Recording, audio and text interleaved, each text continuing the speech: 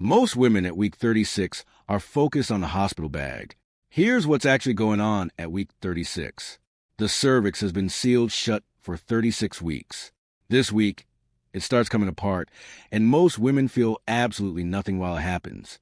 Enzymes flood the cervical tissue and begin breaking down the collagen fibers that kept it firm. The cervix softens from the consistency of a nose to the softness of an earlobe, sometimes within days. It shortens. It may begin to open slightly. The body is quietly unlocking a door that has been sealed for 9 months, and doing it so efficiently that most women describe the examination as mildly uncomfortable at most. The baby skull is not one solid piece of bone. It's 5 separate plates, connected by flexible gaps called fontanelles. And this week, as the baby descends deeper into the pelvis, those plates are being positioned for something specific. During delivery, they will slide over each other, overlapping under pressure, temporarily reducing the circumference of the head enough to fit through the pelvic ring. The skull has been left deliberately unfinished for this exact moment. A fully fused skull at week 36 will make vaginal delivery significantly more difficult. The incompleteness is not developmental immaturity.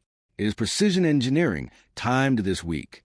Week 36 is also when the baby's brain completes one of its most significant growth spurts.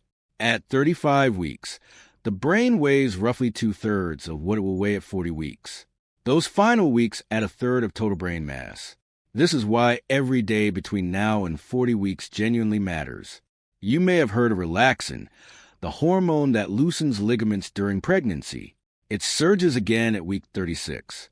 The pelvis needs to widen further than it already has, and relaxin is what makes that possible.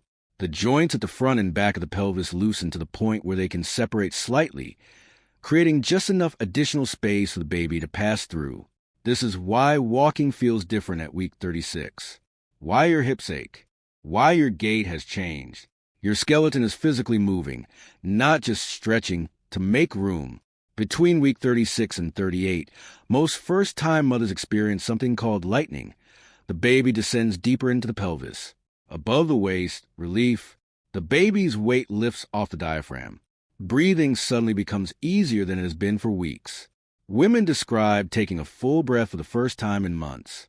Below the waist, pelvic pressure increases dramatically. Walking slows. Sitting becomes strategic. The baby's head is now pressing directly against the pelvic floor. The placenta, the organ that has kept the baby alive for 9 months, is aging visibly this week.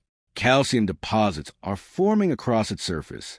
On ultrasound, these appear as white specks, and sonographers grade placental maturity on a scale from 0 to 3. A grade 3 placenta, seen around week 38 to 40, shows significant calcification. The placenta was built with a lifespan of approximately 40 weeks. And as it ages, its efficiency gradually declines, which is one of the reasons post-term pregnancies beyond 42 weeks require closer monitoring. The organ that built a human being is preparing to hand over. Week 36 looks quiet from the outside. The bump is there. The appointments continue. The hospital bag gets packed and repacked. But inside, the cervix is unlocking. The skull plates are positioning. The skeleton is shifting. The brain is completing its final growth surge. The placenta is beginning its handover.